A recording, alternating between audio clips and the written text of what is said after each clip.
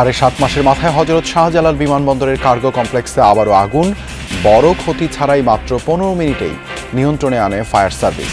তদন্ত কমিটি গঠন। ক্ষয়ক্ষতির পরিমাণ এখনো এটা আসলে নির্বাপন করা সম্ভব হয় নাই। সেই আমাদের গাফিলতি রয়েছে, আমাদের এটাকে স্বীকার করতে হবে। 5 সদস্য বিশিষ্ট একটা কমিটি হয়েছে, সেই কমিটি রিপোর্ট দিলে আমরা কালকে বুঝতে পারবো। বিএসএফ এর পুশ-ইন ঠেকাতে দেশের বিভিন্ন সীমান্তে সতর্ক অবস্থানে বিজিবি। জোরদার করা হয়েছে টহল ও নজরদারি। উদ্বেগ উৎকণ্ঠায় স্থানীয়রা। ইন্ডিয়ান নাগরিক জড়ো হয়ে আছে এদিকে পুশব্যাক করার জন্য। আমাদের আতঙ্ক যে বিএসএফ পুশিং করে দিচ্ছে, বাংলাদেশ ইন্ডিয়ান লোককে পুশিং করে দিচ্ছে। ভারতের বহিরাগত নাগরিকেরা বাংলাদেশে পার করে দিবে, আমরা তো এটা মানে নিতে পারবো না। মূল্যস্ফীতিতে নাস্তানাবুদ মানুষকে স্বস্তি দিতে চায় সরকার। আয় বৃদ্ধির মাধ্যমে সহনীয় করতে চান জীবনযাত্রা। সরবরাহ ব্যবস্থায় শৃঙ্খলা আনার তাগিদ বিশ্লেষকদের। বিদেশ থেকে যে মূল্যস্ফীতিটা আমদানি হচ্ছে সেটা কিন্তু বাজারের ভিতরে এসে আরও চাপের সম্মুখীন হবে। পূর্ণ জীবন চক্রভিত্তিক সর্বজনীন সামাজিক সুরক্ষা বলয় গড়ে তুলেছি, যাতে করে আর দারিদ্র মানুষের পরিমাণ না বাড়ে। এলডিসি উত্তরণ প্রস্তুতিতে বাংলাদেশ কত সময় পাবে তা এখনো স্পষ্ট করেনি সিডিপি। সংস্কারের রোডম্যাপ তৈরি করেছে সরকার। 29 সাল পর্যন্ত সময় চান ব্যবসায়ীরাও। 3 মাস ধরে দুদকে নেই চেয়ারম্যান ও কমিশনার। নিম্ন আদালতে খালাস পাওয়া অভিযুক্তদের বিরুদ্ধে করা যাচ্ছে না আপিল। ধারাবাহিকতার অভাবে পার পেয়ে যাচ্ছেন অনেকে। দুদকই যদি অচল অবস্থায় পড়ে থাকে, তাহলে আগামীতে আমাদের দুর্নীতির ধারণা সূচক যে কোন জায়গায় নামবে সেটা তো আমরা এখনই আশঙ্কিত। দুর্নীতিগ্রস্ত ব্যক্তি খালাস পেয়ে যায়, তাহলে সেটার জন্য দায়টা কিন্তু সরকারকে নিতে হবে। তার কারণ হচ্ছে যে এটি সরকারের অজানা থাকার কথা নয়। রাজধানীতে দীর্ঘ সময় কাটালেও 3.5 হাত মাটি মেলে না অনেকের। কবর সংরক্ষণের সুযোগ কম থাকায় বাধ্য হয়ে মরদেহ নেওয়া হয় নিজ গ্রামে। বাপের পাশে দাদার পাশে এইভাবে দেয়, কিন্তু ঢাকার মতো তো আসলে এটা না। মানুষকে তার অধিকার দিতে হবে, সেই জন্য মৃত্যুর পরেও তার প্রিয়জনের কাছে অথবা কাছাকাছি কবরস্থানে গিয়ে যেতে পারে।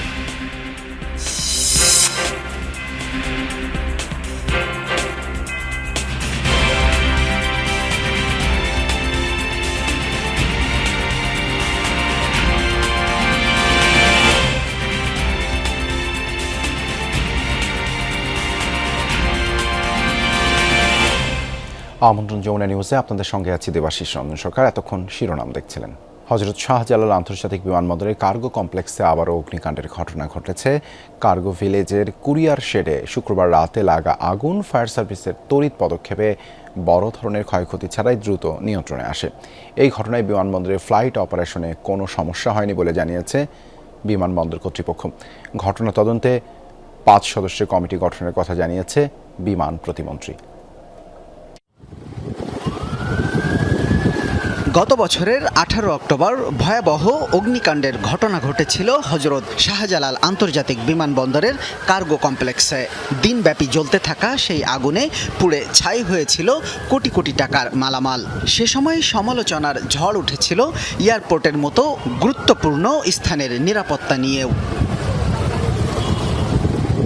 শুক্রবার রাতে আবারও সেই একই ঘটনার পুনরাবৃত্তি ঘটল বিমানবন্দরের 9 নম্বর গেটের পাশের কার্গো কমপ্লেক্সের কুরিয়ার অপারেশন জোনে। ফায়ার সার্ভিসের 4টি ইউনিট দ্রুত আগুন নিয়ন্ত্রণে আনায় ক্ষতি হয়নি তেমন। তবে পূর্বের মতো আগুনের ভয়াবহতা না হলেও ছড়িয়ে পড়ে আতঙ্ক। ফায়ার সার্ভিস জানায় কুরিয়ার অপারেশনের একটি কন্টেইনারে আগুন লাগে। রাত 11:30টার দিকে লাগা আগুন 15 মিনিটের মধ্যে নিয়ন্ত্রণে আনতে সক্ষম হন ফায়ার ফাইটাররা। তবে আগুন পুরোপুরি নির্বাপন করতে 1.5 ঘন্টা সময় লাগে বলে জানায় ফায়ার সার্ভিস।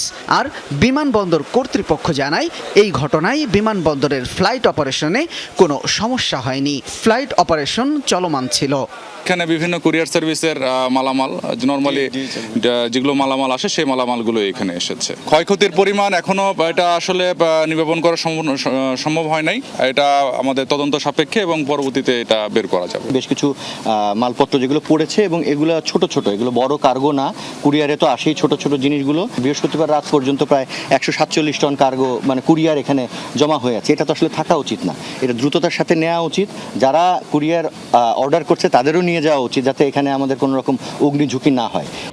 এদিকে ঘটনাস্থল পরিদর্শনে এসে বেসামরিক বিমান পরিবহন ও পর্যটন প্রতিমন্ত্রী এম রশিদুজ্জামান মিল্লাত জানান, আগুন লাগা কার্গো হাউজের ধারণ ক্ষমতার থেকে অনেক বেশি মালামাল ছিল। কার্গো কমপ্লেক্সের অব্যবস্থাপনা ও আগুনের প্রকৃত কারণ অনুসন্ধানে 5 সদস্যের তদন্ত কমিটি গঠনের কথাও জানান তিনি। শর্ট সার্কিট হবে কেন? কারণ এর আগেও যেটা হয়েছিল, তদন্তের রিপোর্টে শর্ট সার্কিট হয়েছিল, তাহলে আমাদের নিশ্চয়ই আমাদের গাফিলতি রয়েছে, আমাদের এটাকে স্বীকার করতে হবে। 5 সদস্য বিশিষ্ট একটা কমিটি হয়েছে, সেই কমিটি রিপোর্ট দিলে আমরা কালকে বুঝতে পারবো। কারো গাফিলতির কারণে অগ্নিকাণ্ডের ঘটনা ঘটলে কঠোর ব্যবস্থা গ্রহণের হুঁশিয়ারিও দেন প্রতিমন্ত্রী। শামীম রেজা, যমুনা নিউজ, ঢাকা। ভারতীয় সীমান্তরক্ষী বাহিনী বিএসএফ এর পুশিন চেষ্টাকে কেন্দ্র করে দেশের বিভিন্ন সীমান্ত এলাকায় সতর্ক অবস্থানে বিজিবি।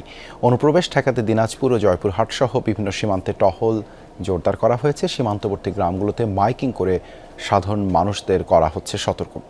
পরিস্থিতি নিয়ে উৎকণ্ঠায় দিন কাটছে স্থানীয়দের। বিএসএফের পুশিন চেষ্টা নিয়ে দেশের বিভিন্ন সীমান্তে বাড়ছে উদ্বেগ উৎকণ্ঠা। এমন পরিস্থিতিতে দিনাজপুর ও জয়পুরহাট সীমান্তেও জোরদার করা হয়েছে নিরাপত্তা ব্যবস্থা। যে কোনো ধরনের অনাকাঙ্ক্ষিত পরিস্থিতি মোকাবেলায় সীমান্ত জুড়ে বাড়ানো হয়েছে নজরদারি ও টহল। ভারতের পশ্চিমবঙ্গে নতুন সরকার গঠনের পর থেকেই অস্থিরতার শুরু। বিভিন্ন সীমান্তে পুশিনের জন্য জড়ো করা হয় বাংলাভাষী মুসলমানদের। এরপর থেকেই দেশের বিভিন্ন সীমান্তে জোরদার করা হয়েছে বিজিবির টহল। অপ্রীতিকর পরিস্থিতি এড়াতে চলছে মাইকিং। আপনারা সীমান্ত শূন্য রেখা অতিক্রম করে অবৈধভাবে ভারতীয় ভূখণ্ডে প্রবেশ করা থেকে বিরত থাকুন। বিজেপি খুব পাহারা দিচ্ছে, এটা আমরা সাধুবাদ জানাই। আমাদের বাংলাদেশের জনগণ আমরা সাধুবাদ জানাই। দেশের শান্তি শৃঙ্খলার জন্য আমরা সচেষ্ট থাকবো এবং সার্বিক সহযোগিতা করবে। পুশিন ঠেকাতে জয়পুরহাট ও দিনাজপুর সীমান্তের গুরুত্বপূর্ণ পয়েন্টগুলোতে বাড়ানো হয়েছে বিজিবির সদস্যের সংখ্যা। সীমান্তে দিনরাত 24 ঘন্টা নজরদারির পাশাপাশি বাড়ানো হয়েছে গোয়েন্দা তৎপরতাও। আমাদের পার্শ্ববর্তী দেশের মাঝে যে উত্তেজনা বিরাজ করছে, এর ফলে সম্ভাব্য পুশিনের যে সকল স্থানসমূহ আমরা সিলেক্ট করতে পেরেছি, সেই সকল জায়গায় আমরা অতিরিক্ত নজরদারি তথা আমাদের টহল তৎপরতা বৃদ্ধি করেছি। সাম্প্রতিক ঘটনাগুলো সীমান্ত এলাকার মানুষের মধ্যেও তৈরি করেছে উদ্বেগ। সীমান্ত এলাকায় নিরাপত্তা জোরদার করায় স্থানীয়দের মাঝে কিছুটা স্বস্তি ফিরেছে। ইন্ডিয়ান নাগরিক জড়ো হয়ে আছে এদিকে পুশব্যাক করার জন্য। এই জন্য আমরা খুব চিন্তিত। আমরা রাতে অনেক সময় ঘুমাতেও পারি না, কোনো শব্দ হলে আমরা দৌড় মেরে বাইরে বাড়াই চলে আসি। ভারতের বহিরাগত নাগরিকেরা বাংলাদেশে পার করে দিবে, আমরা তো এটা মানে নিতে পারবো না। আমাদের আতঙ্ক যে বিএসএফ পুশিন করে দিচ্ছে, বাংলাদেশ ইন্ডিয়ান লোককে পুশিন করে দিচ্ছে। এছাড়াও বেনাপোল, লালমনিরহাট, পঞ্চগড়, চাঁপাইনবাবগঞ্জ, নওগাঁ সহ দেশের বিভিন্ন সীমান্তে পুশিন রোধে সর্বোচ্চ সতর্ক অবস্থানে রয়েছে বিজিবি। শামস তাবরিদ উচ্ছ্বাস, যমুনা নিউজ। সীমান্তে পুশিনের আরও খবর জানাতে নওগাঁ থেকে যুক্ত হচ্ছেন সহকর্মী শফিক ছোটন। ছোটন, জেলায় মোট কত কিলোমিটার সীমান্ত, কিভাবে দীর্ঘ এই সীমান্ত নজরদারি করা হচ্ছে?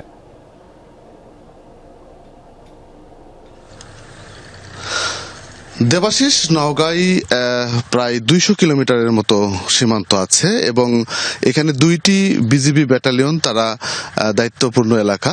একটি হচ্ছে যে 16 বিজিবি এবং অপরটি 14 বিজিবি এবং এই 2 ব্যাটালিয়নের প্রায় 28টি বিউপি রয়েছে। সেই বিউপিগুলো সীমান্তের কাছাকাছি অবস্থান। এভাবে আসলে তারা দায়িত্ব পালন করেন এবং সীমান্ত রক্ষার কাজটি করেন। এই মুহূর্তে আমি আছি নওগাঁর সাপাহার উপজেলার কলমুডাঙ্গা এলাকা। গতকাল এখানে বিএসএফ 17 জন নারী, পুরুষ এবং শিশুকে ঠেলে দিয়েছিল।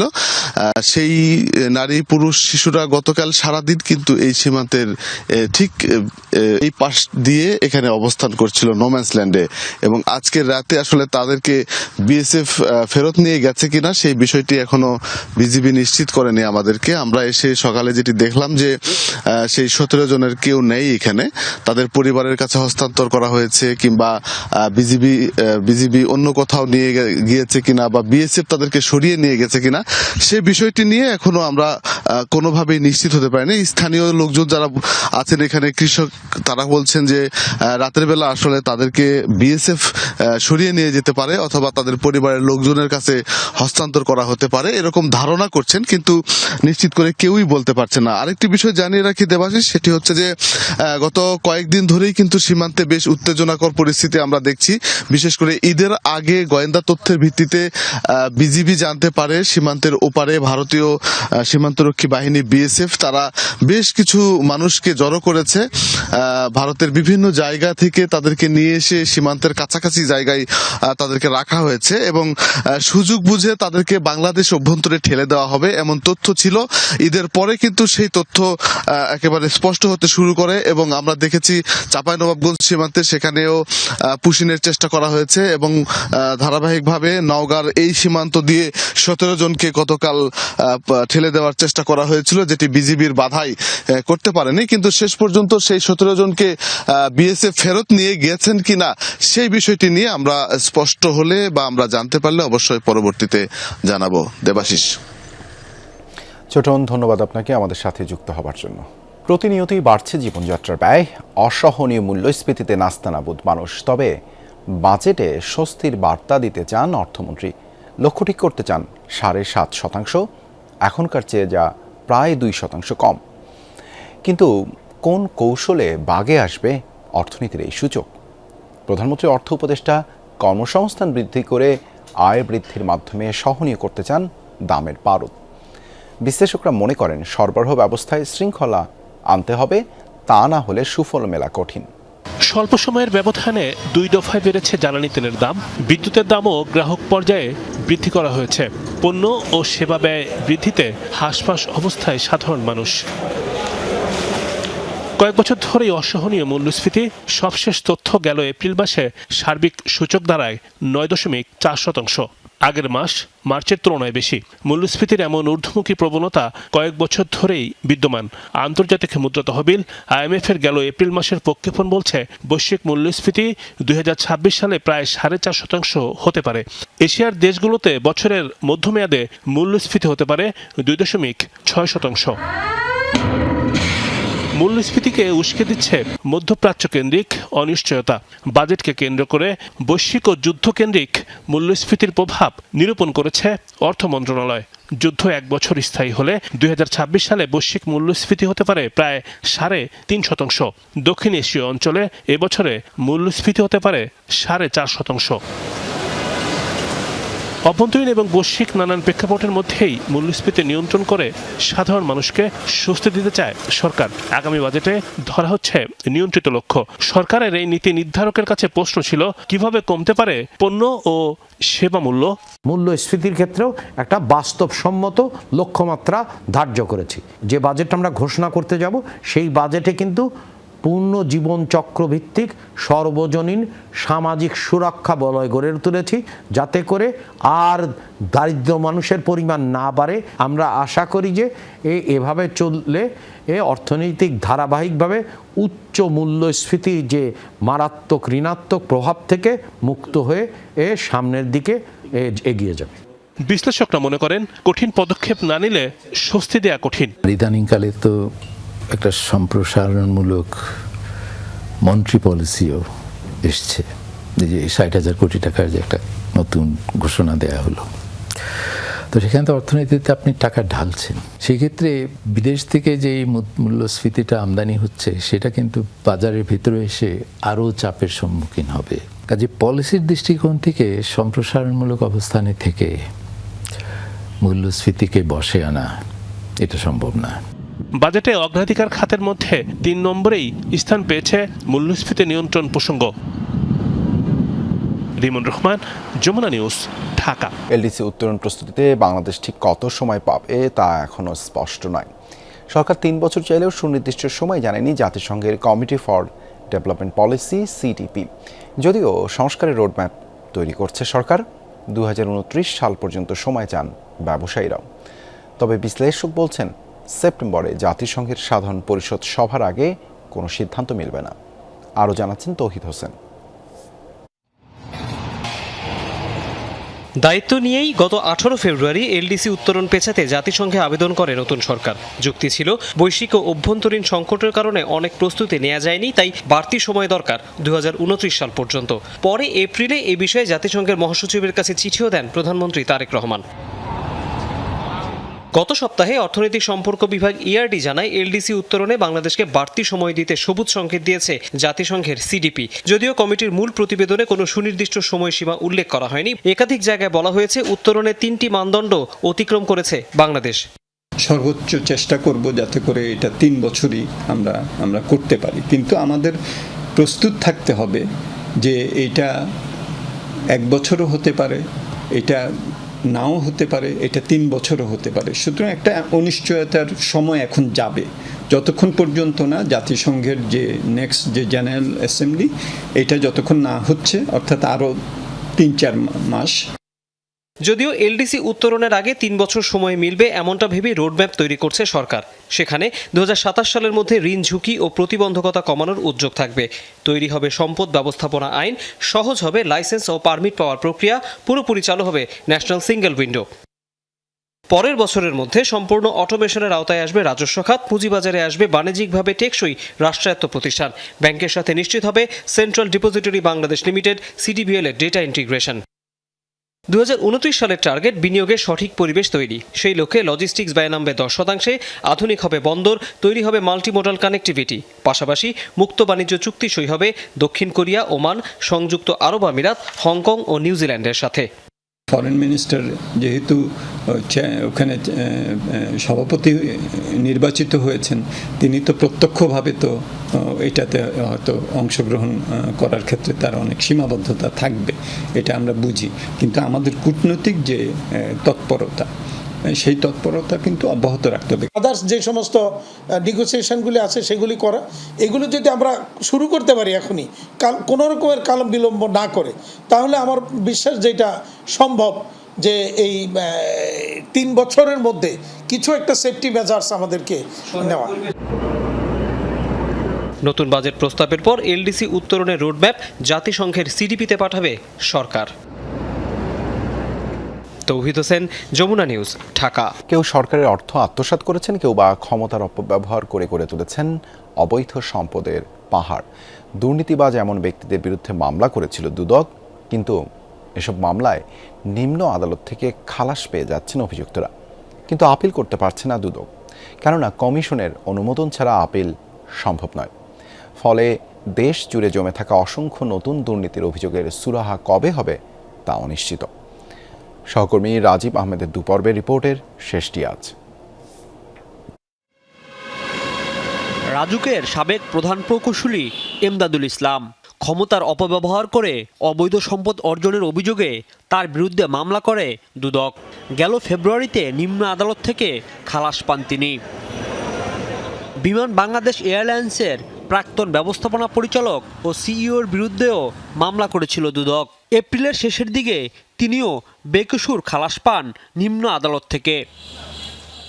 অন্যদিকে দেশ জুড়ে দুদক কার্যালয়ে জমা হচ্ছে নতুন অভিযোগ। যেমন মোহাম্মদপুরের ওয়াজিদুল ইসলাম দুদকের প্রধান কার্যালয়ে এসেছেন কর ফাঁকির অভিযোগ নিয়ে, কিন্তু এই অভিযোগের অনুসন্ধান কবে হবে বা আদৌ হবে কিনা এ নিয়ে সংশয় আছে। আমি তো শুধু ড্রপ করে গেলাম, আমি জানি না এটা কবে তারা দেখবে বা এটা ব্যবস্থা নেবে। শুধু আমি না, আরও বেশ কয়েকজন লোক ছিল যে তারা ওই একই হতাশা ফিল করছে যে আমি তো জমা দিয়ে গেলাম, বাট এখানে রেজাল্টটা কবে আসবে বা তারা কবে ব্যবস্থা নেবে তারা জানে না।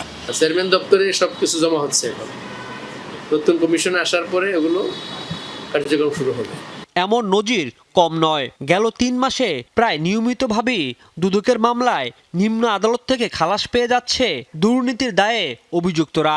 কেননা গেল 3 মার্চ পূর্ণাঙ্গ কমিশন পদত্যাগের পর আর নিয়োগ হয়নি সংস্থাটিতে। অথচ এসব মামলায় আপিল কিংবা অভিযোগ আমলে নেওয়ার সিদ্ধান্ত দিতে পারে শুধু চেয়ারম্যান, কমিশনাররা। তাদের অনুমোদন ছাড়া অবৈধ টাকা জব্দ বা মামলাসহ আইনগত কার্যক্রম গ্রহণ করা যায় না।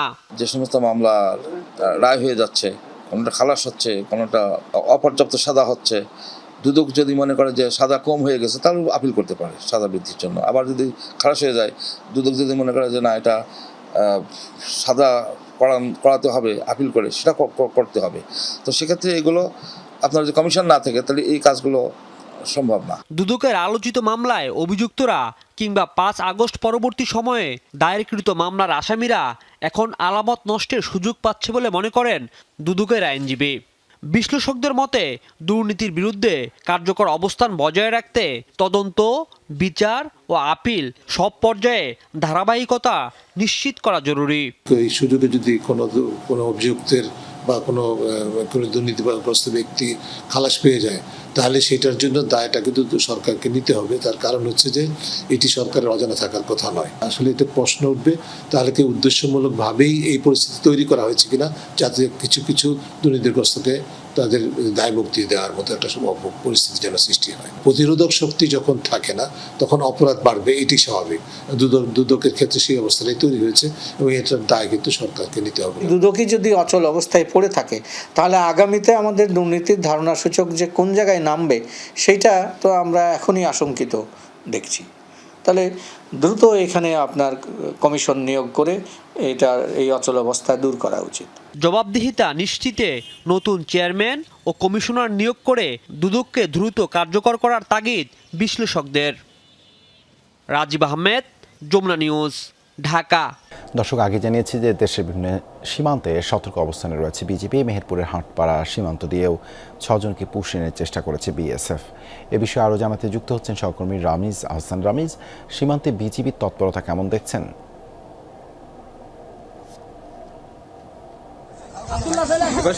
মেহেরপুরের গাংনী উপজেলা তেঁতুলবাড়িয়া হাটপাড়া সীমান্তে, এই সীমান্তে গত রাতে অর্থাৎ আজকে রাতে আমরা যেটি জানতে পেরেছি 6 জনকে পুশিং করার চেষ্টা করেছে ভারতীয় সীমান্তরক্ষী বাহিনী বিএসএফ।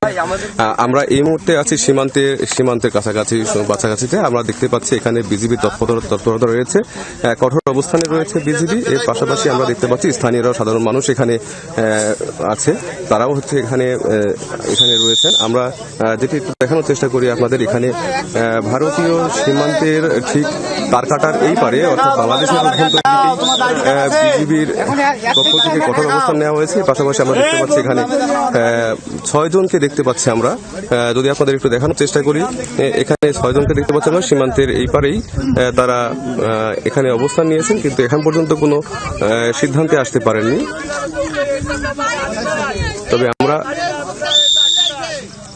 আমরা একটু দেখানোর চেষ্টা করছি আপনাদের যে এখানে বর্তমানে যে পরিস্থিতি রয়েছে সেখানে সাধারণ মানুষ, সীমান্তবর্তী এলাকার সাধারণ মানুষ রয়েছেন এখানে। এর পাশাপাশি বিজিবি কঠোর অবস্থানে রয়েছেন। আমরা দেখতে পাচ্ছি বিজিবি সদস্যরা এখানে রয়েছেন। এখানে ক্যাম্পের যিনি রয়েছেন দায়িত্বে তিনিও এখানে রয়েছেন। এখানে একটি বিষয় সবাই চাচ্ছেন যে চেষ্টা করার জন্য, কিন্তু এখন পর্যন্ত সমাধান আসেনি। আমরা দেখতে পাচ্ছি এখানে তার কাটার ঠিক এই পারে এখানে 6 জনকে আমরা দেখতে পাচ্ছি। তার মধ্যে আমরা দেখতে পাচ্ছি হয়তো অসুস্থ রয়েছেন বলে আমরা ধারণা করতে পারছি। স্থানীয়রা যেটি বলছেন, এদের মধ্যে একজন অসুস্থ থাকতে পারেন। তবে এখানে আমরা দেখছি বিজিবি তৎপরতা রয়েছে। এর পাশাপাশি সাধারণ মানুষ এখানে ভিড় জমিয়েছেন, সাধারণ মানুষ এখানে আছেন। আমরা একটু তাছাড়া এখানে কখন তারা এসেছেন বলে আপনারা জানতে পেরেছেন? আছে এখানে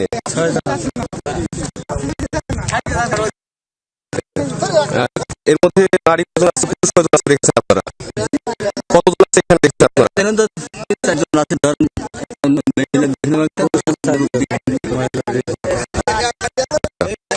এখন পর্যন্ত এখানে বিজিবি এর পাশাপাশি সাধারণ মানুষের রয়েছে, সেটি এখানে আছে। আমাদের সহকর্মী রামিজ যুক্ত হয়েছিলেন মেহেরপুর সীমান্ত থেকে। জায়গা জমির দ্বন্দ্ব থেকে দীর্ঘদিনের বিরোধ, এরপর সংঘর্ষে জড়ায় সুনামগঞ্জের দিরাই উপজেলার আলীনগর গ্রামের দুপক্ষ। এই ঘটনায় গুরুতর আহত হওয়ার পর চিকিৎসাধীন অবস্থায় মৃত্যু হয় একজনের। মৃত্যুর খবরে ক্ষুব্ধ স্বজনরা ভাঙচুর ও লুটপাট চালায় অন্য পক্ষের বাড়িতে। 169 জনের নামে মামলার পর পুরুষ শূন্য হয়ে পড়ে আলীনগর গ্রামের এক পক্ষের অর্ধশতাধিক পরিবার। আধিপত্য বিস্তার ও জমিজমা নিয়ে পূর্ব বিরোধ ছিল সুনামগঞ্জের ভাটিপাড়া ইউনিয়ন বিএনপির সাধারণ সম্পাদক শাহাদীপ আলী এবং ওয়ার্ড আওয়ামী লীগ নেতা রফিকুল ইসলাম গোষ্ঠীর মধ্যে। সবশেষ গত 12ই মে সংঘর্ষে জড়ায় দুপক্ষ। ভাঙচুর ও লুটপাট চালানো হয় শাহাদীপের সমর্থকদের বাড়িতে। এ সময় রতন মিয়া নামের এক যুবক আহত হয়ে চিকিৎসাধীন অবস্থায় মারা যান। আমার পুত্রে মারছে 6 মাসের বাচ্চা তুইয়া মারছে, উনি 6 মাসের বাচ্চার কি ভবিষ্যৎ চাই? আমার 2টা মেয়ে হয়েছেন, আমার খেয়ে দেখছেন করবো খাবাইব পারবো।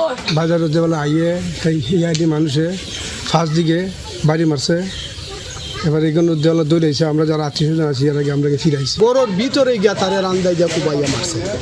সে সিলেট উসমানী মেডিকেল তার ইন্তেকাল হয়েছে। রতনের মৃত্যুর পর পাল্টা হামলা হয় রফিকুল ইসলামের সমর্থকদের উপর। ভাঙচুর ও লুটপাট করা হয় বেশ কয়েকটি ঘর।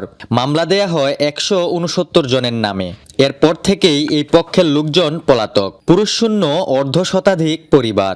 আমার সাইডে হুলাই আসামি, কেউ করো না, সব বাগানো বেটানো নাই, খালি আমি বুড়া বেটি। পুরুষরা যারা আছে এরা তো জগরার ভরেই গেছি গিয়া, আমরা নারীরা যারা আছি বাচ্চা কাচ্চা লইয়া তো বাড়িতেই আছি। তবে হামলা ও লুটপাটের অভিযোগ অস্বীকার করেন মেম্বার শাহাদীপ। জানান তার সমর্থকদের বাড়িতেই হামলা করেছে প্রতিপক্ষ। এটা সাজানো নাটক। এই লোকগুলা আর 2 বছর আগ থেকে আমারে মারার লেগিয়া, আমারে নিহত করার লেগিয়া, আমার আত্মীয় স্বজন ক্ষতি সাধনের লেগিয়া তারা সম্পূর্ণ চেষ্টা করে পরিকল্পিতভাবে আমার উপরে এই ঘটনা ঘটাইয়া আমার মানুষের লুটপাট করিয়া তারা এখন আমার উপরে মিথ্যা অভিযোগ তুলছে। দুপক্ষের হামলা পাল্টা হামলার পর থেকে গ্রামে আইনশৃঙ্খলা পরিস্থিতি নিয়ন্ত্রণে মোতায়েন আছে পুলিশ। তাৎক্ষণিকভাবে কিন্তু পর্যাপ্ত সংখ্যক পুলিশ সেখানে মোতায়েন করেছি, লোকাল ওসি গিয়েছে, আমার সার্ভেলে তারা গিয়েছে। তো সেটা আমি দেখলাম যে আরো বিভিন্ন সোশ্যাল মিডিয়ামে নানান ধরনের এই কথা এসছে, এগুলো আমরা দেখছি। এবং সত্যি যদি কোনো পক্ষ অ্যারোগ্যান্টলি এগুলো আইনকে নিজের হাতে তুলে নেয়, আমরা শক্ত হাতে এটা দমন করবো এবং আমরা আরো মামলা নেব প্রয়োজনে, এবং সেটি প্রক্রিয়াধীন রয়েছে। সংঘর্ষের পর এক পক্ষের একজন পুরুষ নিহত হয়েছেন, অন্য পক্ষের সব পুরুষ পরিবার শূন্য। উভয় পক্ষেরই ক্ষতি হয়েছে। এরকম ক্ষয়ক্ষতি এড়াতে প্রয়োজন জনসচেতনতা ও সংযম। সোহানুর রহমান সোহান, যমুনা নিউজ, সুনামগঞ্জ। জীবনের কর্মক্ষম পুরো সময় এই শহরকে দিলেও মৃত্যুর পর 3.5 হাত জায়গা মেলে না ঢাকায়, যে শহরের মাটিতে মিশে আছে ঘাম, সংগ্রামী শ্রমের গল্প। জীবন প্রদীপ নিভে গেলে তা অপরিচিত এক নগরী। এক টুকরো মাটিও অনেকের নাগালের বাইরে, বাধ্য হয়ে আবারও তাই ফিরতে হয় গ্রামে। রাজধানী ঢাকার কবরস্থানে খবর জানাচ্ছেন তাজদুল ইসলাম। অসুস্থ হলে বেশিরভাগ মানুষের ঠিকানা নগরীর এই হাসপাতাল। চিকিৎসা শেষে বাড়ি ফেরার আশায় থাকেন সবাই, কিন্তু কারো কারো আর ফেরা হয় না। অবস্থা এমন, প্রতি ঘন্টায় কেউ না কেউ সামিল হন শেষ যাত্রায়। মৃত্যুর পর সমাহিত করা নিয়ে আরেক সংগ্রামে স্বজনরা। ইট পাথরের এই শহরে দাফনের কাজটি মোটেই সহজ নয়। কবরস্থান অফিসের যোগাযোগ, নাম নিবন্ধন, ফি জমা, সব মিলিয়ে শোকের মধ্যেই শুরু আরেক সংগ্রাম। আকার আয়তনে রাজধানীর পরিধি বাড়লেও সেই অনুপাতে বাড়ছে না কবরস্থান। তাই ঢাকার আলো বাতাসে বেড়ে উঠলেও মৃত্যুর পর শেষ আশ্রয় সেই গ্রামেই। গ্রামের বাড়ি হইলে নিজের পৈতৃক সম্পত্তি থাকে, বাপের পাশে, দাদার পাশে, এইভাবে দেয়। কিন্তু ঢাকার মধ্যে তো আসলে এটা না। নির্দিষ্ট ফি দিয়ে কবরস্থ করা গেলেও সেই কবর সংরক্ষণ করা আরও কঠিন। ঢাকা উত্তরে বনানী কবরস্থানে 25 বছরের জন্য কবর সংরক্ষণে গুনতে হচ্ছে সর্বোচ্চ 4.5 কোটি টাকা। অন্য এলাকাগুলোতেও সেই খরচ 1 থেকে 1.5 কোটি টাকার কম নয়। আর দক্ষিণ সিটিতে 10 থেকে 20 বছরের জন্য ফি নির্ধারণ করা হয়েছে 5 থেকে 15 লাখ টাকা। জায়গার অভাবে সিটি কর্পোরেশনও অনুৎসাহিত করছে কবর সংরক্ষণে। খিলগাঁয়ে যে আমাদের কবরস্থান আছে, সেটার পেছনে আমাদের সরকারি একটা মানে পুকুর আছে, বড় বেশ পুকুর।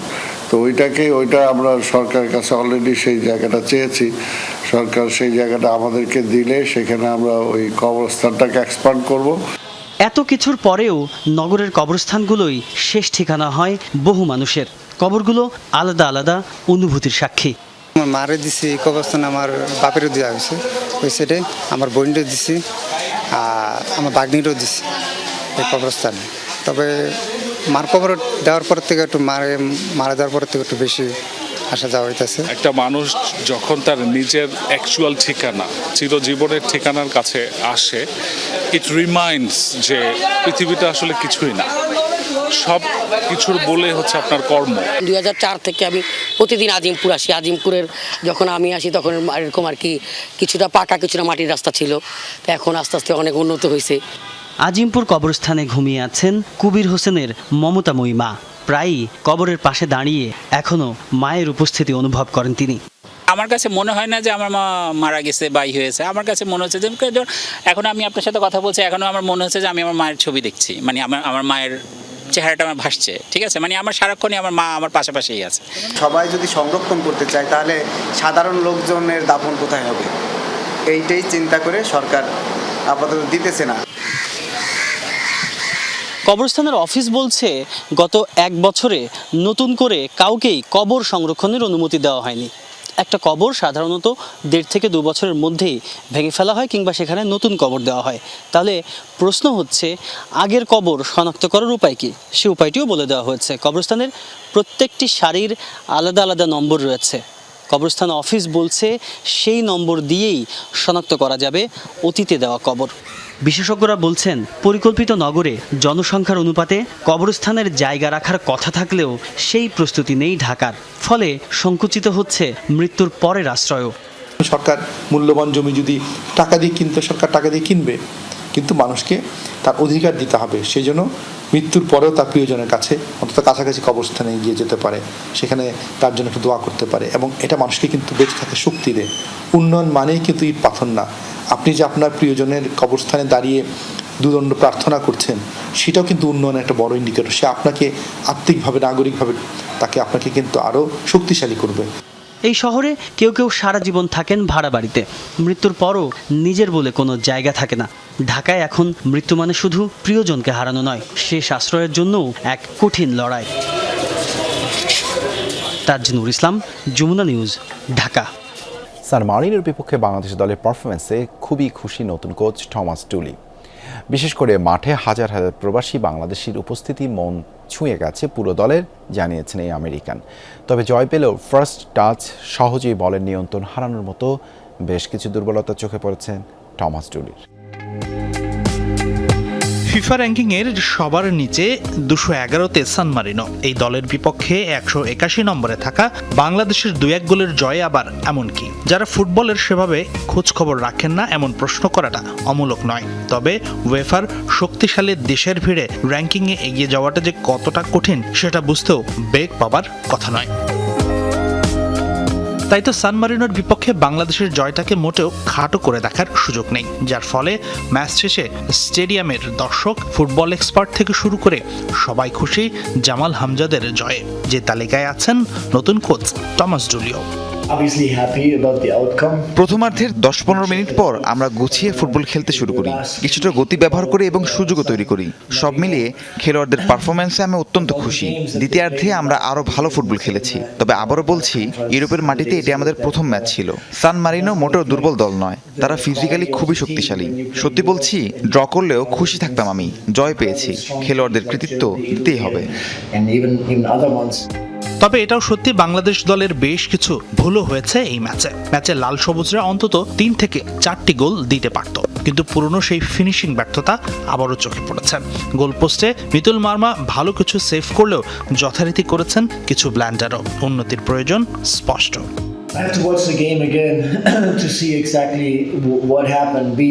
ভুলগুলো পুঙ্খানুপুঙ্খভাবে বোঝার জন্য ম্যাচটি আবারও দেখতে হবে। গোল করার জন্য আমাদের অনেক বেশি সুযোগের প্রয়োজন হয়। আমাদের ফার্স্ট টাচ মাঝে মাঝে ঠিকঠাক হয় না। তাই আমি দলের সাথে অনুশীলনের পাসিং এবং রিসিভিং নিখুঁত করার উপর জোর দিচ্ছি। রক্ষণভাগ থেকে বল নিয়ে উপরে ওঠার সময় আমরা সহজেই অনেকবার বলের নিয়ন্ত্রণ হারিয়েছি, যা কোনোভাবেই কাম্য নয়। তবে সবকিছু ছাপিয়ে সান মারিনোতে বাংলাদেশের দর্শক উপস্থিতি অবাক করেছে সবাইকে। ইউরোপের বিভিন্ন দেশ থেকে হাজার হাজার প্রবাসী ছিলেন মাঠে। মনে হচ্ছিল সান মারিনোতে নয়, ঢাকার কোনো স্টেডিয়ামে খেলছে হামজা জামালরা। আমি সবসময় বলি এবং বিশ্বাস করি যে বাংলাদেশের লক্ষ লক্ষ সমর্থক রয়েছে এবং তারা প্রত্যেকেই ফুটবল বোঝে। তারা যেন এক একজন কোচ। ম্যাচের আগেও আমরা এটি নিয়ে কথা বলেছিলাম যে ইউরোপের বিভিন্ন প্রান্ত থেকে প্রায় 4000 মানুষ শুধু আমাদের খেলা দেখতে এখানে এসেছেন। চলো আমরা তাদের মুখে হাসি ফোটাই, তাদের জন্য কঠোর পরিশ্রম করি, একটি জয়ের আনন্দ নিয়ে যেন তারা বাড়ি ফিরতে পারে। হাসিনুর রহমান, যমুনা স্পোর্টস। রাজধানীর রবীন্দ্র সরোবরে ডেঙ্গু প্রতিরোধে 3 মাসের বিশেষ অভিযান উদ্বোধন ও জনসচেতনতামূলক র্যালির শুরুতেই বক্তব্য রাখছেন স্বাস্থ্যমন্ত্রী সরদার মোহাম্মদ সাখাওয়াত হোসেন। সরাসরি যাচ্ছি সেখানে। প্রতিষ্ঠানের নামে বড় আকারে জরিমানা করা হবে। আমরা ডিসি মহোদয়দের সাথে মিটিং করেছি, বিভাগীয় প্রশাসকদের সাথে বলেছি, ডিসি মহোদয়গণকে ম্যাজিস্ট্রেট দেওয়ার জন্য বলা হয়েছে। ওনারা প্রস্তুত আছেন। আগামী 2-3 দিনের ভিতর মোবাইল টিম কাজ করবে ইনশাল্লাহ। কাজে আপনাদের কাছে অনুরোধ, আমরা একটা জনহিতকর কাজে যাচ্ছি, জনগণকে যাতে কষ্ট না দিতে হয় আপনারা সেই অনুরোধটা মিডিয়ার ভাইয়েরা আপনারা বলবেন, যাতে করে আমাদের আইনানুগ ব্যবস্থায় না যেতে হয়। আমাদের যারা কর্মী আছেন আপনারা নিজ নিজ এলাকায় সকল মানুষকে রেড ক্রিসেন্ট সহ যারা অন্যান্য কর্মী সকল মানুষকে আপনারা অনুরোধ করবেন যে এই কথাগুলি আমরা বললাম। আপনাদের সবাইকে ধন্যবাদ। আবারও পরিচ্ছন্নতা ডাক দিয়ে আমার বক্তব্য শেষ করলাম। আল্লাহ হাফিজ। দীর্ঘ 1 দশকেও শেষ হয়নি জামালপুর মেডিকেল কলেজের 6 তলা হাসপাতাল ভবনের নির্মাণ কাজ। একাডেমিক ও হলসহ বিভিন্ন আবাসিক ভবনের নির্মাণ শেষ হলেও হাসপাতাল নির্মাণের জায়গায় রয়েছে পুকুর, সেটি ভরাটি হয়নি এখন। এতে উন্নত চিকিৎসা সেবা থেকে বঞ্চিত হচ্ছে জামালপুর সহ আশেপাশের জেলার মানুষ। একাডেমিক কার্যক্রমেও দেখা দিয়েছে প্রতিবন্ধকতা। চারপাশে স্থাপনার ভেতর এই পুকুরটি 500 শয্যা বিশিষ্ট হাসপাতাল নির্মাণের নির্ধারিত স্থান। জামালপুরে উন্নত স্বাস্থ্যসেবা নিশ্চিতে 2016 সালে শহরের মনিরাজপুরে 34 একর জমির উপর প্রতিষ্ঠা করা হয় জামালপুর মেডিকেল কলেজ ও হাসপাতাল এবং নার্সিং কলেজ। একাডেমিক ভবন, নার্সিং কলেজ ও বিভিন্ন আবাসিক ভবন নির্মাণ হলেও এখনও শুরু হয়নি 500 শয্যা হাসপাতালের মূল ভবনের নির্মাণ কাজ। অথচ ভবনটি কাজ শেষ হওয়ার কথা ছিল 2021 সালে। আমাদের অলরেডি 4টা ব্যাচ একসাথে ক্লাস করতে হয়, যেখানে আমাদের একটা ডক্টরস রুম আছে, সেখানে আমরা এক ব্যাচ যদি ক্লাস করতে পারি বাকি ব্যাচগুলোকে হয়তো বা বেডের পাশে দাঁড়াতে হয়। 250 শয্যার বিপরীতে আমাদের 500 থেকে 1000 পেশেন্ট ভর্তি থাকে, যার কারণে কনজেস্টেড এরিয়ার মধ্যে আমাদের যে ক্লিনিক্যাল প্র্যাকটিসগুলো বা ক্লিনিক্যাল ক্লাসগুলো সেগুলো আমাদের দক্ষ টিচার এবং কোঅপারেটিভ টিচার থাকা সত্ত্বেও আমরা সেগুলো ক্লাসের অভাবে ভালোভাবে করতে পারি না। হাসপাতালে আইসিইউ না থাকার কারণে বিভিন্ন সমস্যার কারণে বিভিন্ন ফ্যাসিলিটিসের সমস্যার কারণে আমাদেরকে রোগীদেরকে রেফার করতে হয়। রোগীরা অনেক সময় মাঝপথেই মারা যায়। অথচ জামালপুরের মানুষের জন্য সবচেয়ে বড় আকাঙ্ক্ষার জায়গা হচ্ছে এই হাসপাতাল। জামালপুর সহ পার্শ্ববর্তী শেরপুর, কুড়িগ্রাম, গাইবান্ধা ও টাঙ্গাইল জেলার কয়েকটি উপজেলার 50 লক্ষাধিক মানুষের চিকিৎসা সেবার স্থান জেলার 250 শয্যা হাসপাতাল। তবে প্রতিনিয়ত ধারণ ক্ষমতার 3 গুণ বেশি রোগী থাকে সেখানে। চাপ কমাতে দ্রুত মেডিকেল কলেজের নির্মাণ কাজ শেষ করার দাবি তাদের। অতিরিক্ত রোগীর চাপের কারণেও ওখানকার অবকাঠামো ইতিমধ্যে অনেক কনজেস্টেড হয়ে গেছে। ওখানে আমাদের সার্ভিস দিতেও খুব কষ্টকর হচ্ছে। আমাদের বর্তমান যে জামালপুর মেডিকেল কলেজ হসপিটাল, এটা হচ্ছে ভূমিকম্পের ঝুঁকিতে আছে। তাছাড়াও হচ্ছে এখানে হসপিটালে রোগীর সংখ্যা অনেক বেশি। এখানে আমরা যখন ক্লাস করি দাঁড়ানোর সুযোগ থাকে না। সমসাময়িক সময়ে আপনারা জেনে থাকবেন আমাদের টাঙ্গাইল মেডিকেল কলেজ আমাদের জামালপুরের পাশের জেলাতেই, সেখানকার বাজেট এখানকার বাজেট প্রায় কাছাকাছি ছিল। তো ওই মেডিকেল কলেজে দেখা গেছে কততলা হসপিটাল, 14 তলা না কততলা হসপিটাল কমপ্লিট হয়ে গেছে। বাট আমাদের মেডিকেল কলেজে আজকে 12 বছর পরও এই হসপিটালের জায়গায় পুকুরে মাছ চাষ করা হইতেছে। অধ্যক্ষ জানালেন, হাসপাতালের কার্যক্রম না থাকায় ইন্টার্নের সুযোগ পাচ্ছে না মেডিকেলের শিক্ষার্থীরা। আর গণপূর্ত বলছে হাসপাতালের মূল ভবনের জন্য প্রস্তাবনা মন্ত্রণালয়ে পাঠানো হয়েছে। সেটি অনুমোদন হলে 2 বছরের মধ্যেই কাজ শেষ করা সম্ভব হবে। সবচেয়ে যেটা জরুরি অংশ সেটা হচ্ছে মেডিকেল কলেজ হসপিটাল, যেটার কাজ এখনো শুরুই হয়নি, ভিত্তিপ্রস্তর স্থাপন হয়নি এবং টেন্ডার প্রক্রিয়া বর্তমানে চলমান আছে। হসপিটাল যে মূল ভবন যেটা 500 বেডের হসপিটাল, এটা আমরা ইতিমধ্যে টেন্ডার প্রক্রিয়া সম্পন্ন করে এটা এভ্যালুয়েশন করে আমরা কনসার্ন মিনিস্ট্রিতে পাঠিয়েছি। মেডিকেল কলেজ ও হাসপাতাল এবং নার্সিং কলেজের মোট 45টি ভবনের মধ্যে 40টিরই নির্মাণ কাজ শেষ হয়েছে। সাগর ফরাজি, যমুনা নিউজ। ইরানের 2টি রাডার কেন্দ্রে হামলা চালিয়েছে যুক্তরাষ্ট্র, ধ্বংস করেছে কমপক্ষে 4টি ড্রোন। এক বিবৃতিতে একথা জানিয়েছে মার্কিন সেন্ট্রাল কমান্ড। সেন্টকমের দাবি, হরমুজ প্রণালীতে মার্কিন নেভির নৌযান লক্ষ্য করে ড্রোনগুলো ছুটছিল ইরান। আত্মরক্ষার স্বার্থেই ধ্বংস করা হয় সেগুলো। কেশম দ্বীপ এবং গরুকে উপকূলের হামলার শিকার হয়েছে নজরদারি রাডার কেন্দ্র। দক্ষিণে হরমুজগানে সিরিক বন্দরেও একাধিক বিস্ফোরণের আওয়াজ পাওয়া গেছে বলে জানিয়েছে তাসনিম নিউজ। জবাবে কুয়েত ও বাহরাইনে মার্কিন ঘাঁটি লক্ষ্য করে হামলার দাবি করেছে ইরানের বিপ্লবী গার্ড IRGC। ওমান উপসাগরে মার্কিন বাহিনীকে সতর্ক করতে গুলি ছোড়ার কথাও জানিয়েছে। সরকার বিরোধী বিক্ষোভে এখনও উত্তাল আলবেনিয়া। শুক্রবার রাজধানী তিরানায় টানা 6ষ্ঠ দিনের মতো রাজপথে নেমেছে হাজার হাজার মানুষ। প্রধানমন্ত্রী এডি রামার পদত্যাগ দাবি করে বিক্ষোভকারীরা পরিবেশ ধ্বংস করে উপকূলীয় এলাকায় রিসোর্ট তৈরির প্রতিবাদে স্লোগান দেয় তারা। আলবেনিয়া বিক্রির জন্য নয় এমন নানা প্ল্যাকার্ড হাতে আন্দোলনে যোগ দেয় বিভিন্ন শ্রেণী পেশার মানুষ। দেশটির উপকূলীয় ভিওসা নার্তা নামক সংরক্ষিত জলাভূমিতে রিসোর্ট তৈরির প্রকল্পে বিনিয়োগ করছেন মার্কিন প্রেসিডেন্ট ডোনাল্ড ট্রাম্পের জামাতা জ্যারেড কুশনার। অঞ্চলটি ফ্লেমিঙ্গো, সিল ও কচ্ছপের মতো সামুদ্রিক প্রাণীর আবাসস্থল।